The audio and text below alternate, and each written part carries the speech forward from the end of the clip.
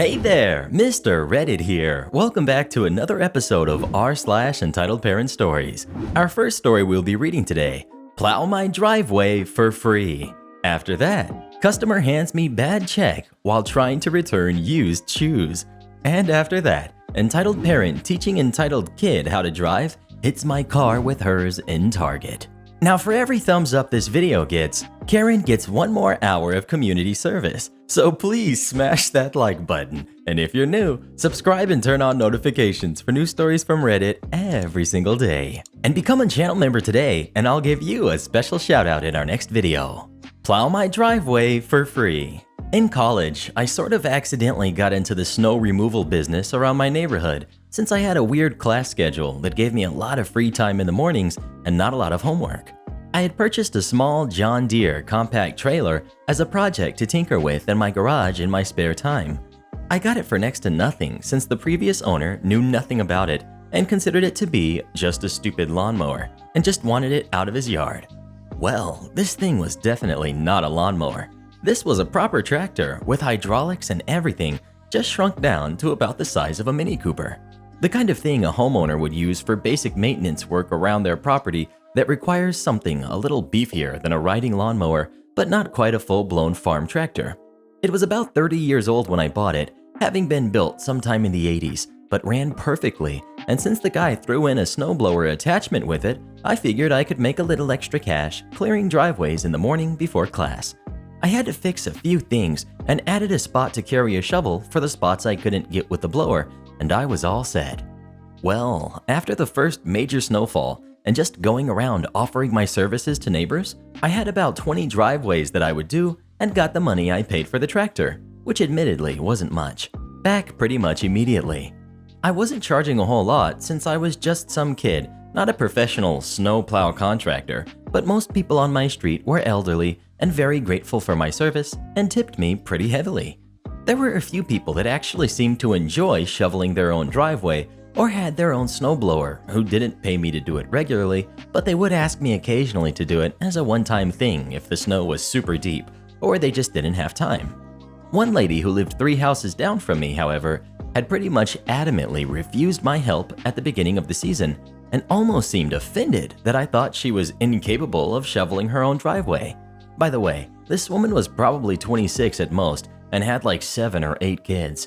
She even had her own bus, which was a converted Ford Econoline van that she used to transport them all around in. I guess her only hobby was passionate hugging. I figured with all those kids taking up her time, she would be thrilled to have someone look after her driveway, but I guess not.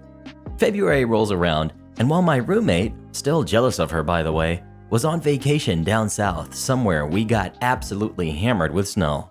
Like I'm talking 1.5 feet to 2 feet overnight, every night.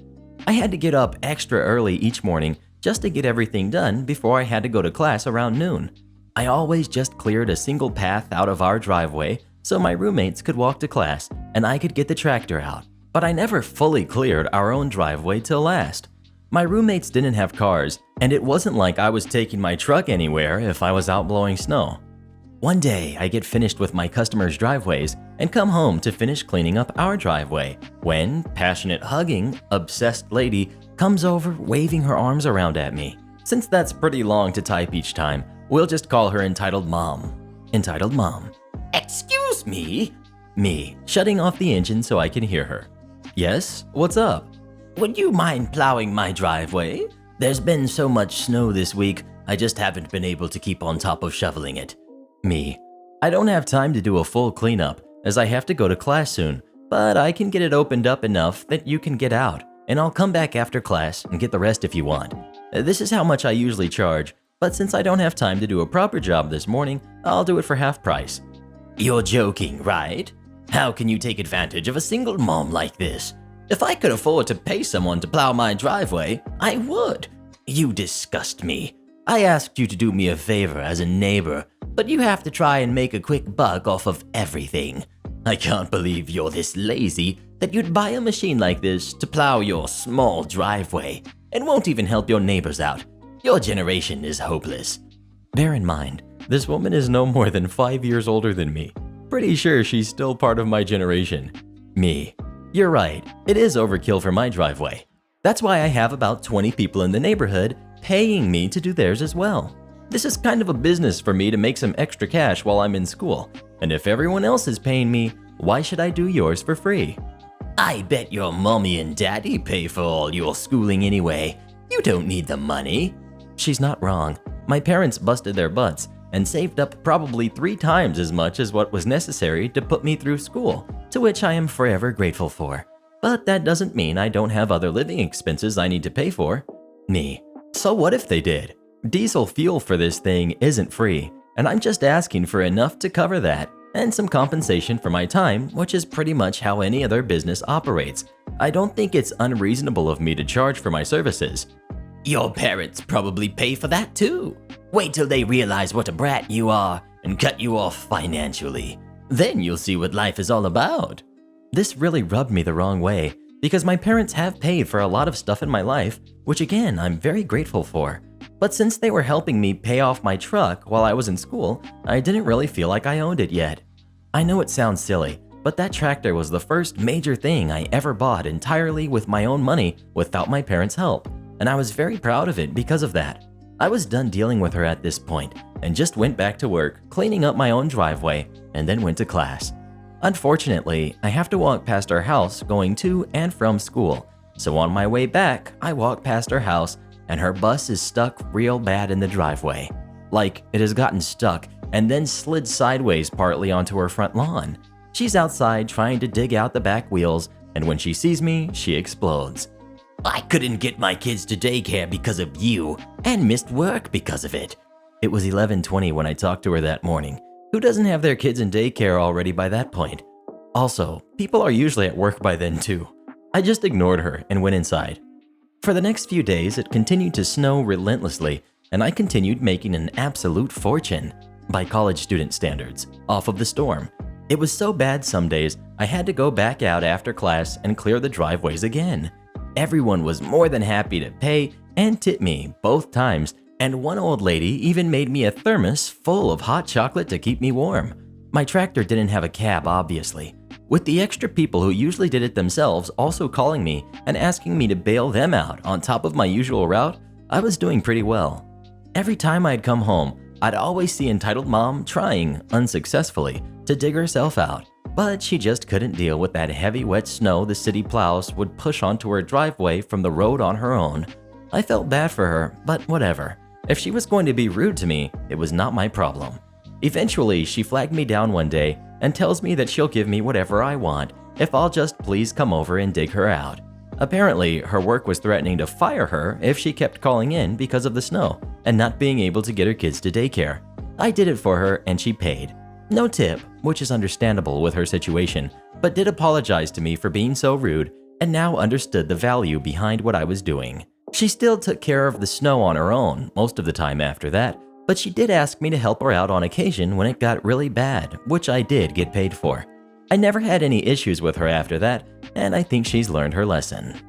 Speaking of snow, do you love snow or can you not stand it? Please let me know. Customer hands me bad check while trying to return used shoes. The original ordeal happened last week, and he came back yesterday to try his hand at giving us bad checks again yesterday. So I think it's time I post this story. Cast. We've got me. We've got the bad man.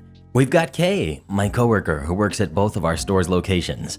Oh boy, here we go. I was at the front running the register when this guy walks in. He starts asking me if we had these shoes here. He wasn't holding a box, and the counter covered his feet. So I lean over and see he's talking about the shoes he's wearing. I'm like, oh yeah, they're on clearance now though, so I don't know how many we have left. Then he starts talking about how they're the wrong size and how he wants to exchange them for a different size. I'm stunned that he wants to give me the hot and sweaty shoes he's wearing in exchange for a fresh pair in my store. And so I tell him I'm gonna need the receipt and the original box in order to do that. Of course, he has neither. If you have a return for a clothing item, especially shoes, you don't wear it out on the town and then come strolling in with it on your body, looking to get a new one in exchange for your old sweaty ones. Our return policy is about to change, so I was done with this type of return fraud. Knowing that I have no intention of accepting this return without the vital components, he goes around the store shopping. When he comes up to check out, he's holding some shorts, shoes, different than the ones he originally wanted, and a reel that he had my coworker spool up for him. And so we begin checking out, in which I ask if he's a member. He says he is, so I attempt trying his name and phone number, yet nothing comes up. He's already starting to get weird by now, saying that the girl from yesterday must have intentionally mistyped his information to make him look bad. I was the only girl here the day before, so no sir, I didn't do that. So we skip it because he's starting to make me uncomfortable and I just wanted him out. The customer behind him is watching intently, looking taken back by this guy's odd requests and attitude. It's time to pay, and he pulls out what appears to be a checkbook. He asks for a pen and I give it to him, and when he's done he hands it to me and asks if we accept business checks. I'm looking at it and ask if this is supposed to be tax exempt. He gets all jumpy and says yeah, but before I can ask anything else, he's like, "Wait, let me go get my other checks and try to find the receipt for the shoes." So he quickly goes out the door and I take the next customer on the other side. This other customer is in disbelief still, wondering what this guy's deal is. He heard the thing about wanting to return the shoes that are on his feet and is laughing about how disgusting that is and how he hopes I wouldn't take them back. We have a good laugh, and when he leaves, Bad Man is walking back through the doors.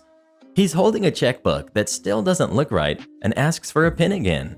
This check is pre-typed, and he starts changing the number 1 to 4 with a pen. When he hands it to me, I'm looking at it in awe, wondering what I'm looking at. The name doesn't match. The date is wrong. Routing numbers are going sideways. It isn't made out to our business, and this man changed the type amount to a different amount with a pen on top of the original amount. He also wrote his license number on the top and something else, but it doesn't matter because the whole check was trashed. He starts saying, "Oh yeah, that's my wife's name, and I wrote the license number so you know it's legit." And I'm just like, let me get the assistant manager up here. She comes up, and by taking one look at it, she's like, "No sir, we are not taking this." He starts arguing with her, asking what's wrong with it. The money comes out of the account automatically, so just take it, which it absolutely does not, and is like, "Well, I did this yesterday." He didn't. She keeps refusing, so he leaves in a huff, still yelling as he's walking out the door. He left everything behind, even the reel we spooled with his choice of line. A few days later, all is going well until one of the cashiers calls me up to help him with a check. I was right around the corner, and upon coming closer, it's the Bad Man, and I say, "Oh, hello again," which he clearly didn't like.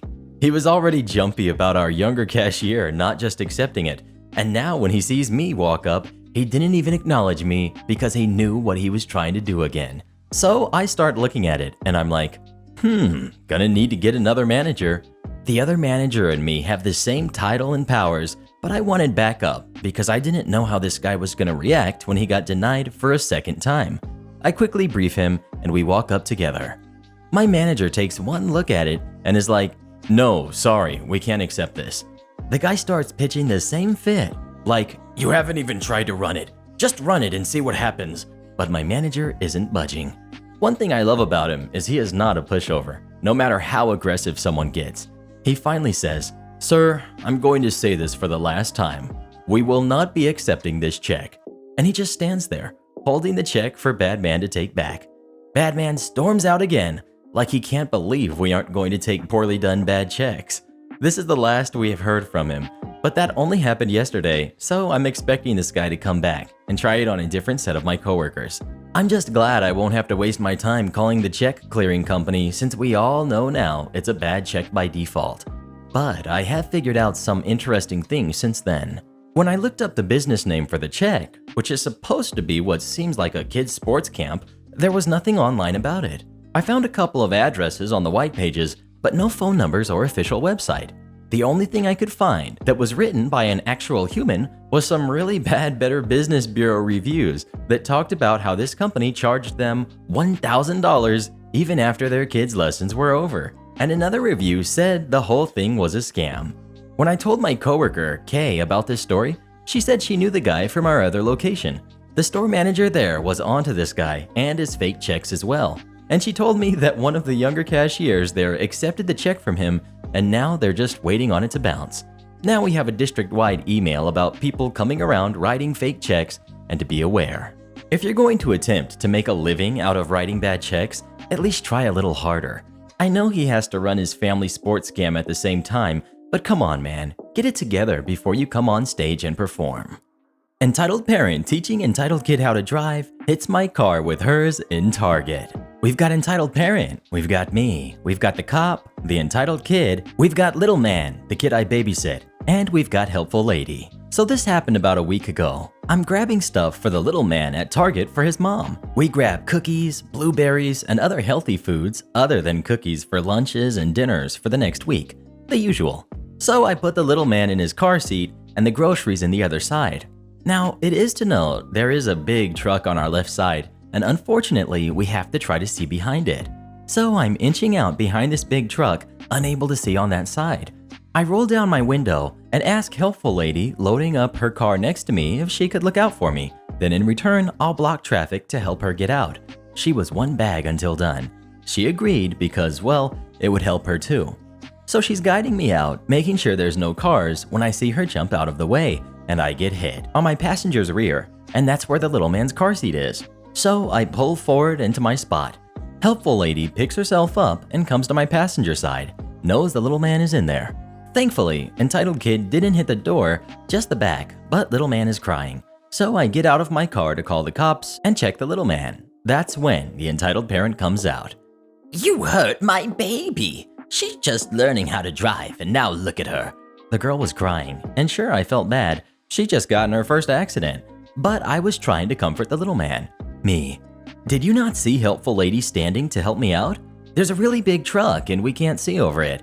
Your daughter almost ran over a pedestrian in the parking lot, which by the damage to my car, she was going too fast for a parking lot. Entitled kid. My mom said I could go 15 in a parking lot. I'm calling the cops. You wrecked my new car. Her bumper and mine were dented pretty bad, but hers was the entire front. Mine was the side. Me. That's a good thing to do after you get in an accident. Do you know the non-emergency number? Entitled parent. You need to call 911, not the non-emergency number. My baby is hurt. Me. No one seems to be hurt that badly. We're all walking around and the little man is just scared. We need to call the non-emergency number, not 911. Helpful lady. I'll call. Entitled parent. I was teaching her how to drive. You cannot contribute to it in front of her. We were going shopping for her prom shoes. Now everything is ruined thanks to you and your baby. Me. 1. I'm his nanny. 2. You told your daughter it was okay to go 15 in a full parking lot with lots of pedestrians. 3. She saw a helpful lady and she didn't think to slow down, only to try to speed into a spot that you couldn't see if it was even taken or not. So now we're waiting for the cops, who asked for both of our statements. Helpful lady and I have the same story. He interviewed all of us at the same time. They have a completely different one, however. Now we, helpful lady and me, are appearing in court later this month because he ruled in entitled parent's favor and she's suing for damages. Edited for more information. Her lawyer sent me the suing papers this morning as the accident happened last week with over $300 worth of damage to my car. I can't wait for this to play out because lo and behold, when I contacted my lawyer, he found entitled kid has a class for driving, not a learning permit. AKA, they're not even legal to drive. So I got that going for me. Entitled mom expects a free meal because I forgot her sauce. We've got me, we've got entitled mom, we've got nice girl, and the manager. So this is recent. I work at McDonald's. Australians call it Macca's. I've been working there for 7 months and I've been having a great time working there. Great managers, except for one, but I won't get into it. Great crew workers and great training. So this happened on a lunch shift on a Saturday, probably the busiest day in my opinion, and we had a lot of customers lining up at the counter, whether they're ordering there or coming from the kiosk, self-register. There's this lady who doesn't look anything like a Karen. She had long brown hair, track pants, and a long shirt. It was summer and she had long clothes on. She has a little kid with her, nice girl. She was very shy. Entitled mom orders a 6-nugget Happy Meal for her and gets herself a Big Mac with 24 spicy nuggets with 4 sweet and sour sauces. I put in the order. She pays for it, eating in, and takes a number and sits down at a table. Simple, right? Wrong. I make her drinks for her, a small Sprite and a large Fanta, then put it on the eating tray. Everyone else puts the food on it and I take it out. I put it on her table and she checks everything as I walk away. Excuse me, you forgot my daughter's sauce. Me. Oh, I'm terribly sorry. I turn to nice girl. I'll get you your sauce. I grab a sweet and sour sauce from the box under the bench and give it to nice girl. She gives me the best smile I've ever seen. It was honestly very cute. I walk over to the drink dispenser to make drinks for customers. Got that done in a couple of minutes. Then afterwards I hear an Excuse me? screech behind me. It was entitled Mom, very grumpy. Nice girl was sitting over by the table eating her fries and nuggets. You owe me a free meal. Me. Why? Because you forgot my daughter's sauce. Me. But I got it for… I don't care. I want a free meal. My manager steps in. Manager. Is everything all right? No, I deserve a free meal because this worker forgot my daughter's sauce. Manager turns to me. Do you want to explain? Me. So I did forget to put her kid's sauce in. Then I got her sauce for her and walked off. My manager then asks another crew member to run register for a bit and takes me and Entitled Mom to another area so the customers could eat in peace. Entitled Mom took nice girl too. She sat near us eating her nuggets and drinking her Sprite. Manager.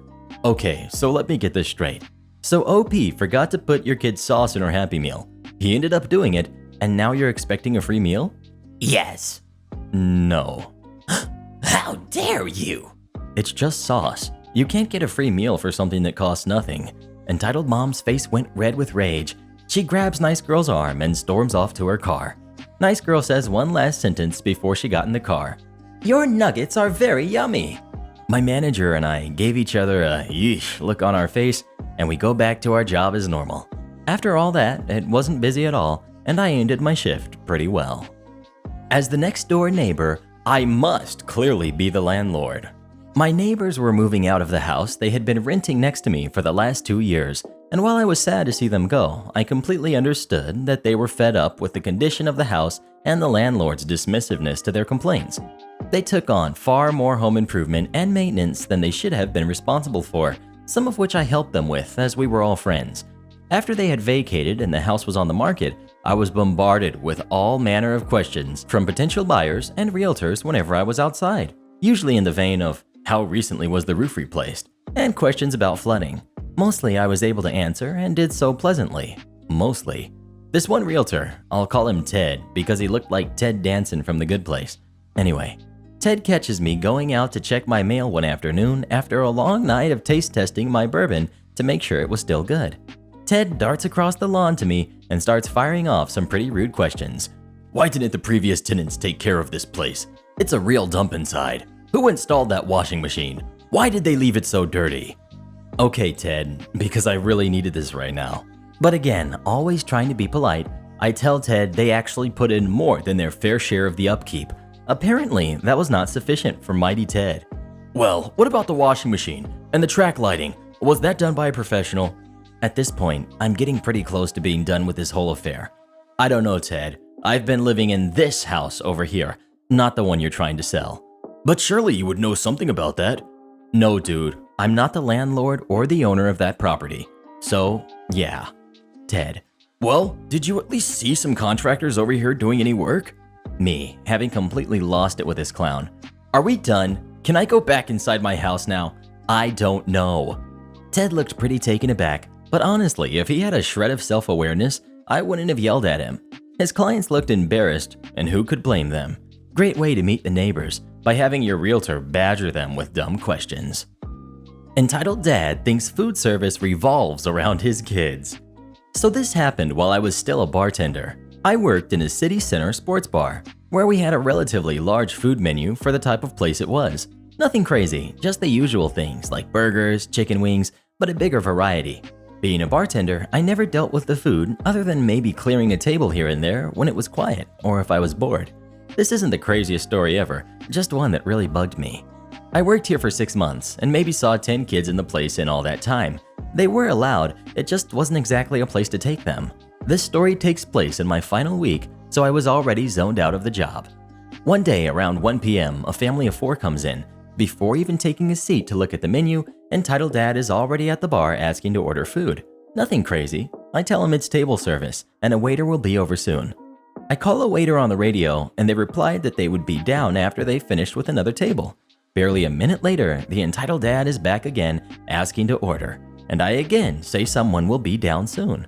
Another minute passes, he has finally looked at the menu and realized there's no kids options. I later found out it's a separate menu. He comes over angrily asking where the kids options are, and I tell him as far as I know, that's the only menu. Like I said, no kids ever really come here, so their kids' menus are stored upstairs. Straight away, he demands a manager as it's unacceptable to not cater to kids. Again, this is a sports bar. So the floor supervisor comes down with kids' menus and explains the situation again, and they order food. The food is ordered through a till on the bar, so I see them put the order through, and yet, not 2 minutes later, entitled dad is back asking how long the food is going to be because he has places to go. I tell him food normally takes about 20 minutes, but I can ask for an update. I ask a waiter who says they'll ask next time they're in the kitchen, which entitled dad did not like at all. He wanted his food now and he wasn't waiting any longer. I tell him there's other people waiting, etc., but he didn't care. He wanted to cancel the order. Fine, it probably hadn't started being prepared yet anyway. So I say I'll get a waiter to refund the food as the till system is separate to the bar, and this is where he lost it. Apparently, having a separate bar and waiter till so the tills can more easily be counted each day was ridiculous, and he demanded I took the money out of my till. Now the tills only open when you make a sale or a supervisor or manager uses their key, which sets the guy off even more. He demands to speak to the manager. Manager comes down, listens to entitled dad's story, and gives a manager type of response, and offers to cancel the food and refund the money. But entitled dad now wants the food and a refund, which the manager gives a simple no to. He decides to accept the food, which took a grand total of 22 minutes from order to service. And then as one final pot shot, entitled dad comes back to the bar after he has ate and tells me that he is going to get me fired for being useless at my job. I was called into the office the next day because it had to be reported to the head office, but was told nothing to worry about. I sometimes miss being a bartender. My mom takes away everything for no reason. I made a Reddit account just to post this story. I'm that upset. So basically some backstory. I've been working at McDonald's for the past 2 years. I'm 16, and in South Australia, you can get hired at 14. So basically, in these 2 years, I got myself a nice PC and a setup to go around. I got a 2060 Super and a Ryzen 9 plus 32 gigabytes of RAM. So anyway, I built this PC myself when I had saved up enough money from work.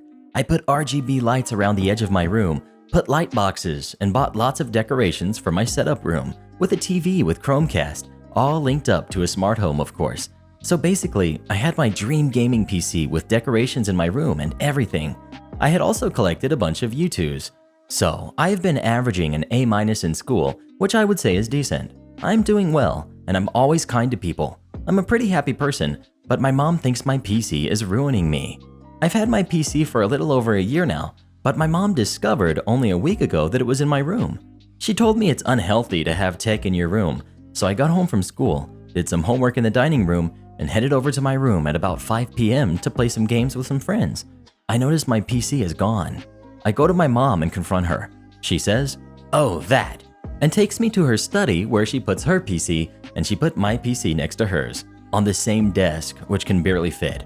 She told me she's happy with me having it in the study as it doesn't ruin my sleep. She also says as long as I don't use my PC when she is on hers, she'll be happy. It's been a week, and I've been really mad. One day, I didn't come home from work on a Wednesday night until 1 a.m. when she called me and blackmailed me to come home by threatening my PC would be locked up. So yesterday, I kinda tried to make that room where she has her PC a little bit better by moving my decorations. The room is really messy and has her tax return stuck to the wall. It makes my setup look trashy. I set up my RGB and decorations on Saturday before she got home at 3 p.m. from her golf, and she sees that I decorated her study with RGB light panels and light strips, and she hates it. She goes wild and tells me that I shouldn't decorate her study with the lights. If you never moved my setup in the first place to your study room, I would have never complained. I never even stay up that late. I go to bed at 10 p.m. on weekdays of my own choice, and I sometimes stay up to 1 a.m. on Friday nights, but that's rare. Usually I stay up to just 11 p.m. Anyway, I was super happy and living the dream. Now I'm in depression and have anxiety attacks and problems, only a week later. Everything I worked for was taken away. Thanks, Mom. And shoutouts to our regenerals of the day, Kara Stubb, Sloppy, and Twisted Man. Become tomorrow's regenerals by leaving as many reads as you can in the comments below, and please listen to my playlist every night when you go to sleep.